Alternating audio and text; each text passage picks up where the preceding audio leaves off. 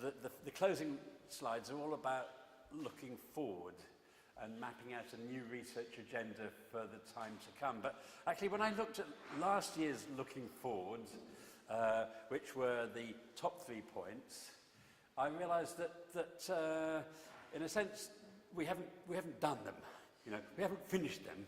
So actually, one of the questions that intrigued me was how we could continue to attend to these quite key challenges for our field.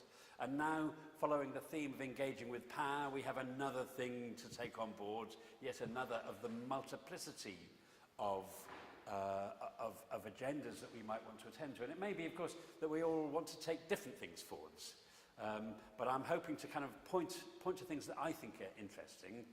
And I think one of the things we can do as a community is to pick up what's important and to pick up emerging hotspots. And we have a community that's very collegiate. It's enormously large and it's enormously diverse. But by identifying convergence of interest, the space group that we think might come together, and some of the ones that have come up quite strongly at this event and discussions immediately previous to this, you know, the huge set of expectations that exist around AI, particular issues about AI ethics and about responsible research innovation in the area of AI, and then linked to that, we encountered another set of struggles about the redefinition of AI in post-economic crisis, post-Theresa May Britain, which is that the RRI is being devised as an element of, the I is now about industrial strategy. So there's stuff to carry forward here. The great session we had with Lucas and Morgan kind of pulled together an interest we'd already discussed at the last workshop and one before about algorithms and algorithmic knowledge production. I think clearly there's something we want to do there. But there are lots of other things all the time coming up, emerging into our focus. I mean, I was in Norway last week and discovered that there's a group of people wanting to do work on innovation construction. And if you recall, Faye Wade, although she couldn't be here, for a while we had a group emerging in there. So there's a continual flow of possible ideas and possible interests. And then the question is, and then of course the things that integrate our efforts and unite us and create excitement may not just be substantive, it may be questions of theory and method. And you know, and Donald said we need to integrate political economy with historical and interactionist studies, but how do we do that in our methodologies? What are the kind of conceptual frameworks we might draw? And we've got been, I mean, we have in previous times discussed the work of Abbott, who is trying to do work at the interface between action-centered and institutionalist accounts. And Abbott says, you know, there is never a social interaction that doesn't sit upon a prior social topology. We might say socio-material topology. So that might be a set of tools for thinking about it. And the discussion we've just had, coincidentally, focuses on ecologies of promise. And the thing that interests us here is this fact that we may not see simple performativity of promises, but we may see complex gameful promissory arenas. And we had Hara van Lente here, was it last year, at our retreat.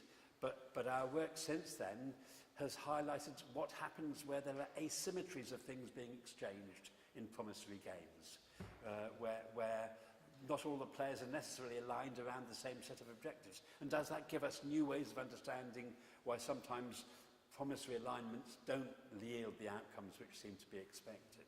So, and then the question is, and it's not really a question we're going to answer because we'd rather get out to the sun, you know, is how do we promote the kind of discussion and exchange that would carry forward these discussions, both to identify kind of long-term concerns, and thanks Rob for mentioning that we had been doing, it wasn't new, of course it's now 20 years old, actually I think 30 years old, probably if Barry were here would say it was 50 years old. These discussions go back, as we saw in the correspondence from Worski and Shapin, some of these issues go back a long time indeed. So these are long-standing issues, and how can we generate spaces and places where we debate and seek some, well, we're not going to resolve them, but seek some productive attention to these long-standing issues.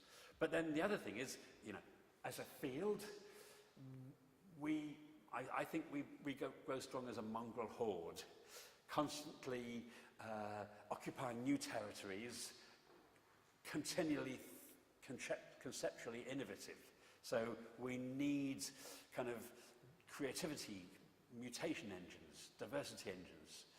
So creativity we need to promote, but on the other hand, I think research achievements often come in herds, in tribes, in gangs, and we are well placed to create multiple kinds of communality that can explore new ideas and new challenges in a concerted way. So can we find a way, I mean, sometimes people think I'm trying to impose a single uniform strategy. No, I'm not. But how do we balance between diversity creation and coordination and consultation in our work? So, and the retreat is one place where we try and do it. It has certain kinds of affordances. It gets everybody away and drags them together and makes them talk to each other, and we have coffee in the nice place. But it's only momentary things, and I think one of the things that might be interesting to think how we can consolidate some engagements and carry them out in a more systematic way. So we need things which create collisions, and we also need things which make constituencies hang on and talk to each other and think about how to do that. So let's think of other ways of engaging and other activities and things we might do. So that's what I have to say. We have to finish with some thanks. We have to thank STIS, Science, Technology and Innovation Studies Subject Group, who funded this event. We have to thank Margaret and Geraldine, who worked wonders to sort out a venue, and a really lovely venue, I think, in the end, and rather nice food at quite short notice. We have to thank our postgraduate helpers, our research student helpers, Vasilis and Matt, who's done a tower of work this year as before for their technical support. And can we thank all the people who came along and presented and performed so well in discussion as well. So thank you very much, and I look forward to seeing you all again in the retreat in 2019. Okay, take care. Thanks. Bye-bye.